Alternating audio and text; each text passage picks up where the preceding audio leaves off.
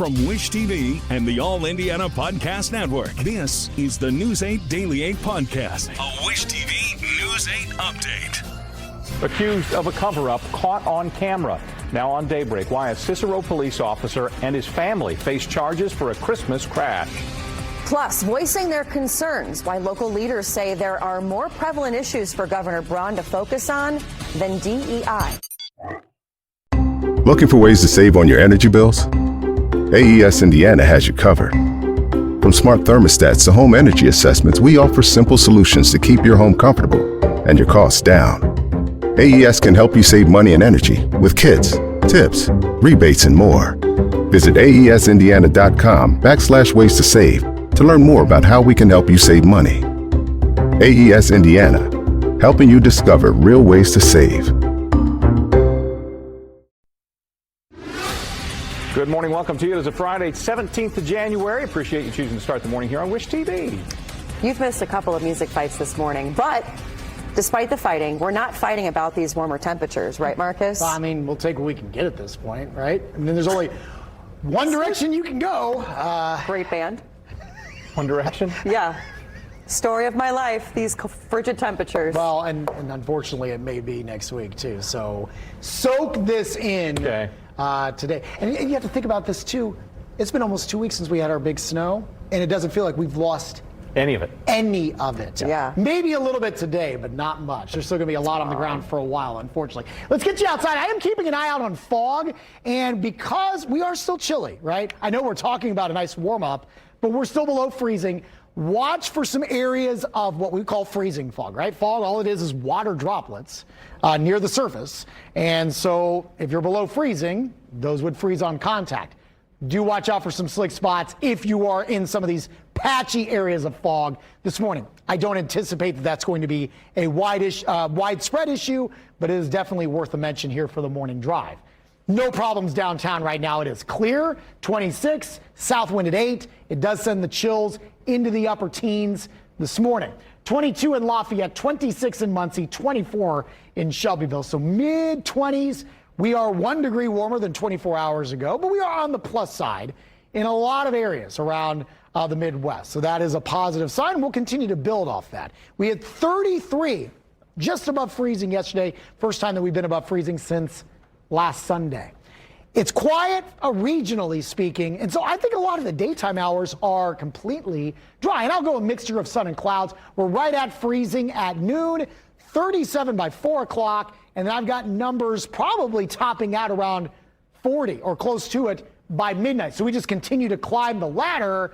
Warmest day that we've had in over 2 weeks. You got to go back to January 2nd, but it does lead into a very active weekend. Rain as early as midnight tonight. We flip the switch to snow at some point, and then a bitter blast of cold air settles in and may settle in for a while. We'll talk about that in my Storm Track 8 forecast coming your way in just a few minutes. President Biden has now set a record for the most presidential pardons and commutations. This morning, Biden announcing he's commuting the sentences of nearly 2,500 people whom the White House says were convicted of nonviolent drug offenses. A statement from the president says those offenders are serving longer sentences than they would get today under current law. Biden makes particular mention of longer sentences given to those tied to crack cocaine as opposed to offenders connected to powder cocaine. Biden also says he's, quote, proud of his record on clemency and will continue to review additional commutations and pardons. A Cicero police officer charged with drunk driving and his wife and father-in-law allegedly tried to cover it all up. All of it caught on dash cam footage. News 8's Kyla Russell went to Hamilton County to speak to the prosecutor on the case and to find out if that officer is still on staff.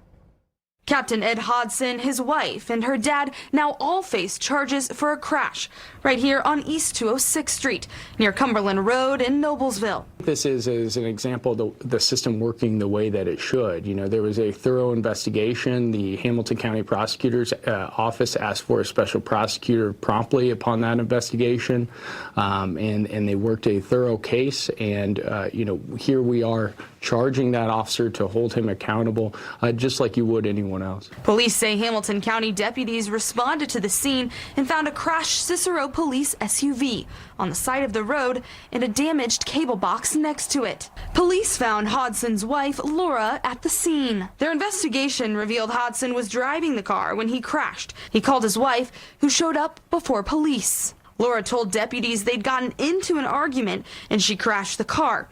An investigation using the car's dash cam footage revealed the cover-up. Between Edwin Hodgson and his wife, sort of deciding how Mr. Hodgson would leave that scene of that accident, and that Laura Hodgson would claim that she was operating the vehicle to law enforcement in a way to alleviate that responsibility from Mr. Hodgson. But fortunately, that evidence exists, and we were able to bring charges in this case. The camera also caught Laura telling her husband they'd be in trouble if the cops ended up there. And just 200 feet away, investigators say a witness was peering out of his window and saw the entire crash. I spoke to that witness off camera. He said police learned that Laura's parents also arrived on scene before police and begged Hodgson to get in the passenger seat of the car, but instead he left.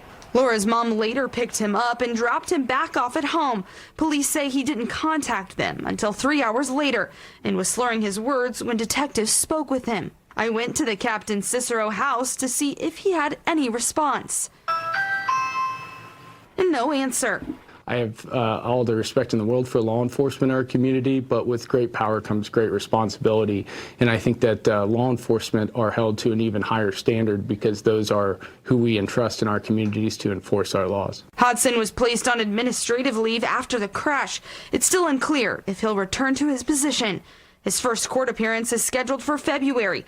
Reporting here in Cicero, I'm Kyla Russell for Wish TV, wishtv.com, or follow us on Facebook for updates. This morning, the U.S. Supreme Court could issue an opinion on the TikTok ban that's set for this Sunday. The White House says President Joe Biden will leave the implementation of the law up to President-elect Donald Trump. He's set to be inaugurated the day after the ban takes effect. Jane King will have more on the ban coming up in our 7 o'clock hour. It's 7 minutes after 6 now. Governor Braun's executive order eliminating DEI initiatives in state government is sparking some strong reaction. News 8's Malia Van Ostrand spoke to lawmakers and local organizations who are blasting the move. Governor Braun's order prohibits state agencies from supporting DEI programs, procedures, or activities that give preferential treatment based on race, ethnicity, or other factors. Braun says the goal of this order is to ensure equality for all Hoosiers, but critics argue it could undermine efforts to address systemic inequalities and that there are other issues that should take priority. I have to say the timing of this is bad when you look at everything we're facing as we've started the 2025 session. We have major issues and topics to deal with: healthcare, housing, property taxes. We should be focusing on those and bettering the lives of Hoosiers. DEI will be replaced with MEI to promote merit, excellence, and innovation. As Harris sees it, that change creates a false narrative that DEI leads to unqualified individuals getting promoted based only on their race or nationality. He says the pool of qualified people will only get smaller. Those that are still in the pool may look at this and go, I have less competition, therefore why not charge more? Why not put out bigger numbers than I normally would? That's not good for the bike. Asian American Alliance President Rupal Thanawala says it's important for diverse organizations to think about creative and collaborative ways to sit down and work with the new administration. We have been very strategic about building those partnerships. Thanawala doesn't think Braun's change to MEI means that underrepresented communities will be left out of opportunities. Early for us to start making those comments. We definitely one thing we want to be very careful is that, there's no increase in hate crime. I think that is my biggest concern because Asian American community has been attacked in past. So that is one concern I have. Agencies must review and adjust their DEI initiatives for compliance by April 30th. I'm Malia Van Ostrand, Wish TV, wishtv.com, or follow us on Facebook for updates. 9 minutes after 6, new on Daybreak. The Middle East ceasefire appears to be back on track. Israeli Prime Minister Benjamin Netanyahu says after a day in dispute, terms are settled on the release of hostages and prisoners between Israel and Hamas. Netanyahu says he's convening his security cabinet today with the goal of forwarding the deal to the full government for approval. The deal would pause the war in the Gaza Strip, which is now in its 15th month. This is the News 8 Daily 8 podcast, a Wish TV News 8 update on demand. For even more, on demand and on the go, connect with Wish TV on Facebook at wishtv.com and on the free Wish TV mobile app. Thank you for listening, and be sure to like, subscribe, and follow this podcast for updates every weekday morning on the All Indiana Podcast Network and wherever you get your podcast.